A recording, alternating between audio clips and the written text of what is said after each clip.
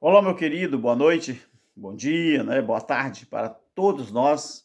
Boa tarde para você, boa noite para você e bom dia para você que está aí do outro lado, que com certeza vai desfrutar desse vídeo maravilhoso para que nós venhamos todos, não é, aprendermos com a palavra de Deus. Meus queridos, um assunto muito importante aqui que eu quero trazer para você e eu quero que você entenda. Eu gostaria de perguntar, ou na verdade de afirmar, por que o juízo de Deus não poderia ocorrer nem antes e nem depois do juízo do ano 70 DC? Você por acaso já tinha pensado nisso? Ou você por acaso já tinha meditado nisso?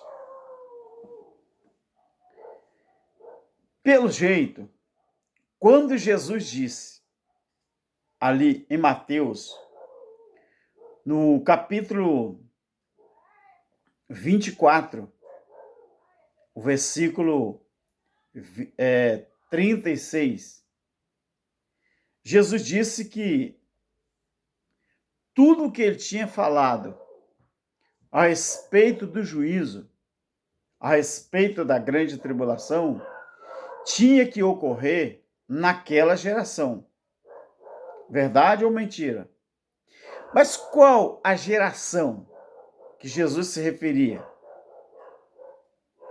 Se Jesus disse que o juízo teria que ocorrer naquela geração, a grande tribulação tinha que ocorrer naquela geração, então Daniel sempre esteve certo.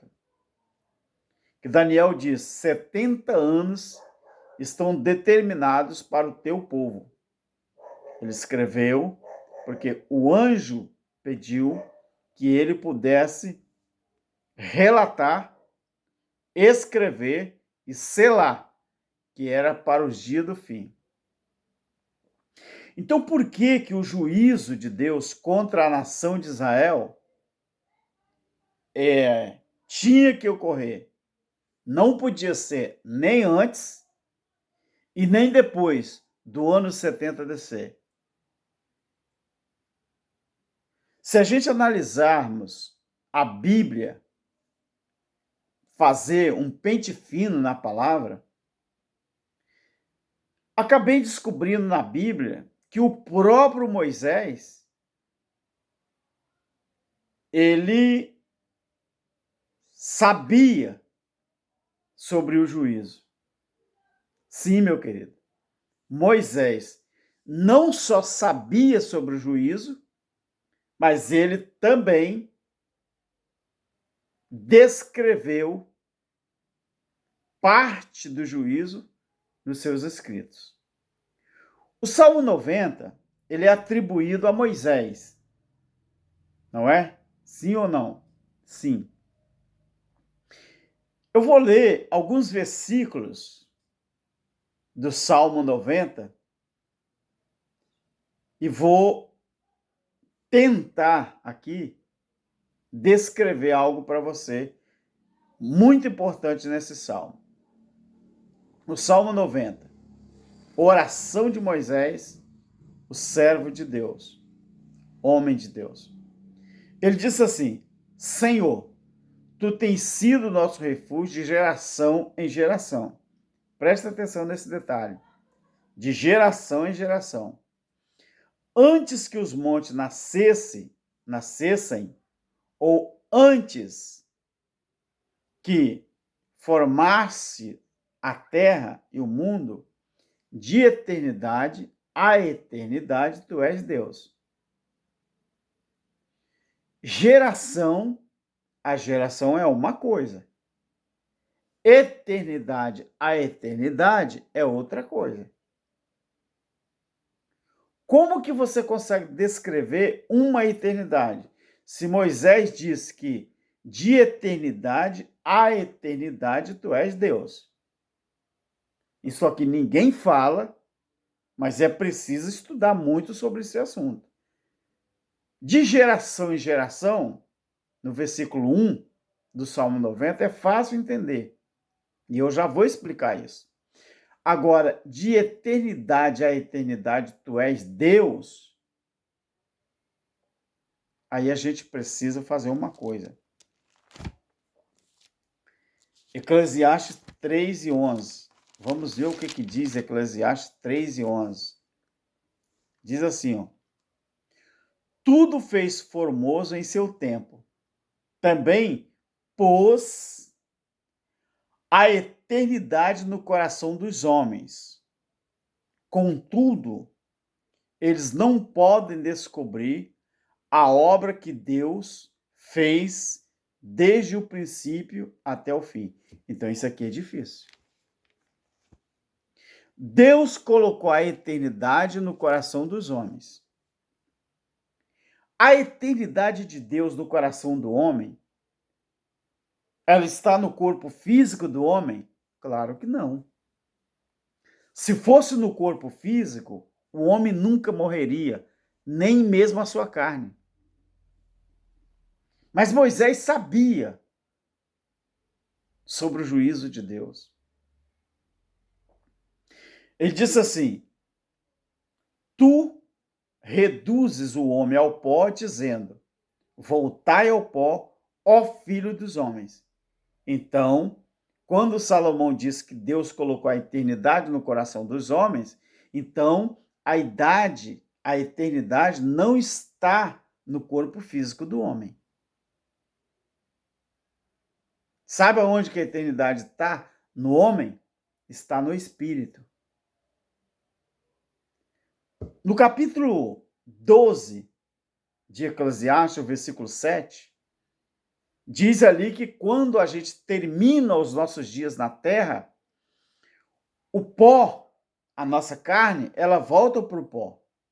E o espírito, ele volta a Deus. Epa, aí já dá para entender que a eternidade não está no físico, no corpo humano do homem, está no espírito. Em Hebreus, no capítulo 12, o versículo 9, diz ali que Deus, ele é pai dos espíritos. Então, Deus não é pai da nossa carne.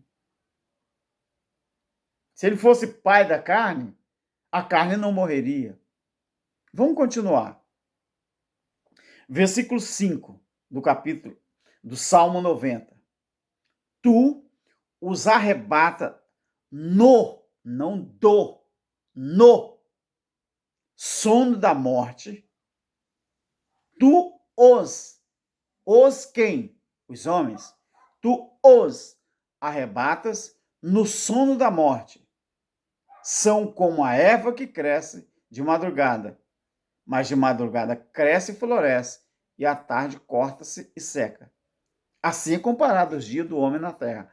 É como um conto ligeiro, rapidinho. Mas Moisés sabia sobre o juízo. Eu vou te mostrar na Bíblia.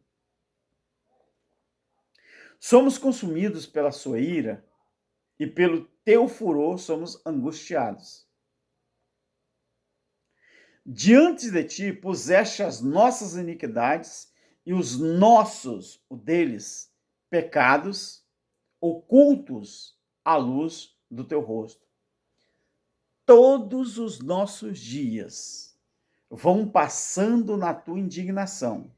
Ou seja, mesmo Deus indignado com o homem, Moisés já estava falando que mesmo que Deus presenciando essa indignação, todos os nossos dias vão passando na tua indignação.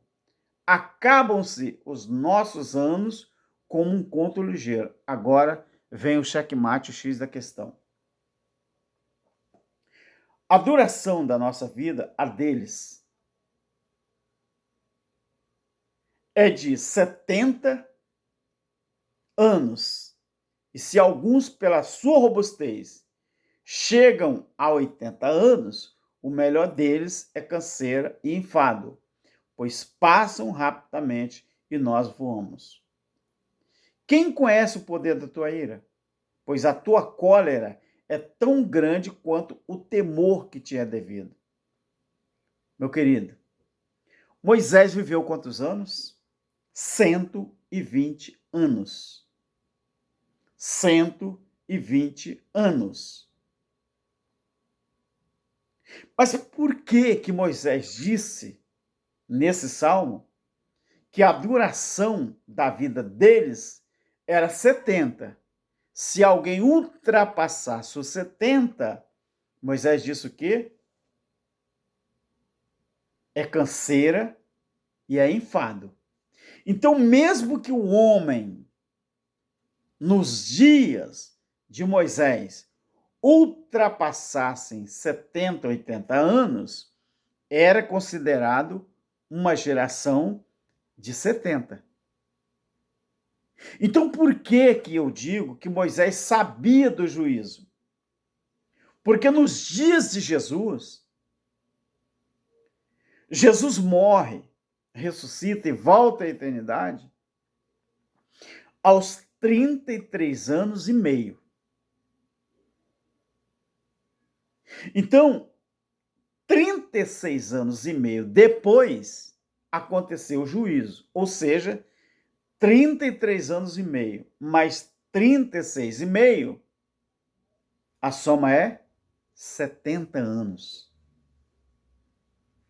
Então, quando Jesus disse que o juízo, a grande tribulação, iria acontecer naquela geração, ele estava falando que na geração dele tinha que acontecer o juízo.